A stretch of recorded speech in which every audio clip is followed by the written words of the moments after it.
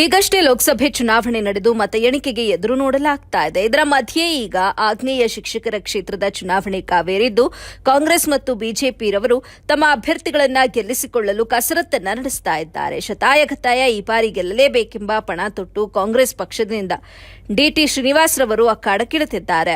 ಕಾಂಗ್ರೆಸ್ ಪಕ್ಷ ಹಲವು ತಿಂಗಳ ಹಿಂದೆಯೇ ಡಿಟಿ ಶ್ರೀನಿವಾಸ್ ರವರನ್ನ ಅಭ್ಯರ್ಥಿಯನ್ನಾಗಿ ಘೋಷಣೆ ಮಾಡಿತ್ತು. ಮತಗಳಿಕೆಗೆ ಈಗಾಗಲೇ ಹಲವು ಸುತ್ತಿನ ಕಸರತ್ತುಗಳನ್ನು ನಡೆಸಿದೆ. ಕ್ಷೇತ್ರ ವ್ಯಾಪ್ತಿಯ ಶಾಲೆಗಳಿಗೆ ಭೇಟಿ ನೀಡಿ ಶಿಕ್ಷಕರ ಮನಗೆಲ್ಲುವ ಯತ್ನಗಳನ್ನು ಕೂಡ ನಡೆಸಿದ್ದಾರೆ. ಈ ಮೂಲಕ ಬಿಜೆಪಿ ಹಿಡಿತದಲ್ಲಿರುವಂತಹ ಕ್ಷೇತ್ರವನ್ನ ತನ್ನ ತೆಕ್ಕೆಗೆ ತೆಗೆದುಕೊಳ್ಳಲು ಶ್ರೀನಿವಾಸ್ ಪತ್ನಿ ಮಾಜಿ ಶಾಸಕಿ ಪೂರ್ಣಿಮಾ ಕೂಡ ಸಾಕಷ್ಟು ಶ್ರಮ ಹಾಕುತ್ತಿದ್ದಾರೆ.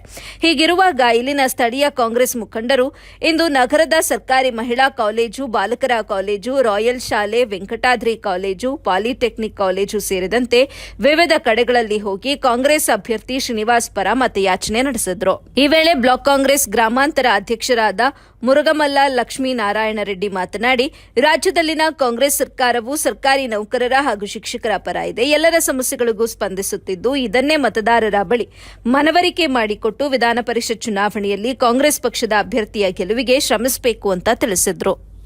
ಡಿಟಿ ಶ್ರೀನಿವಾಸ್ ಅವರಿಗೆ ಕಾಂಗ್ರೆಸ್ ಅಭ್ಯರ್ಥಿಯಾಗಿರ್ತಕ್ಕಂಥ ಡಿಟಿ ಶ್ರೀನಿವಾಸ್ ಅವರಿಗೆ ಮತ ಕೇಳಕ್ಕೆ ಬಂದಿದ್ದೇವೆ. ನಾವು ದಯವಿಟ್ಟು ಎಲ್ಲರೂ ಸಹ ಡಿಟಿ ಶ್ರೀನಿವಾಸ್ ಅವರಿಗೆ ಬೆಂಬಲವನ್ನು ಎಲ್ಲ ಶಿಕ್ಷಕರು ಕೊಡ್ತಾ ಇದ್ದಾರೆ. ಇವತ್ತು ಏನು ಈ ಒಂದು ರಾಯಲ್ ವಿದ್ಯಾಸಂಸ್ಥೆಯಲ್ಲಿ ಸುಮಾರು 180 ವೋಟರ್ಸ್ ಇದ್ದಾರೆ.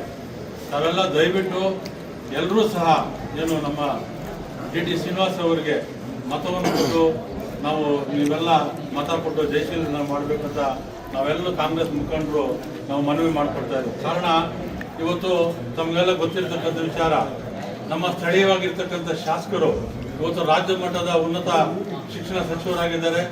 ಇವತ್ತು ಶಿಕ್ಷಣ ಕ್ಷೇತ್ರದಲ್ಲಿ ಇವತ್ತು ಇಡೀ ರಾಜ್ಯದಲ್ಲಿ ಕ್ರಾಂತಿಯನ್ನು ಉಂಟು ಮಾಡ್ತಕ್ಕಂಥ ಒಂದು ಹೊಸ ಯೋಜನೆಗಳನ್ನು ಶಿಕ್ಷಣ ಕ್ಷೇತ್ರಕ್ಕೆ ಅವರು ತಗೊಂಡು ಬರ್ತಾ ಇದ್ದಾರೆ.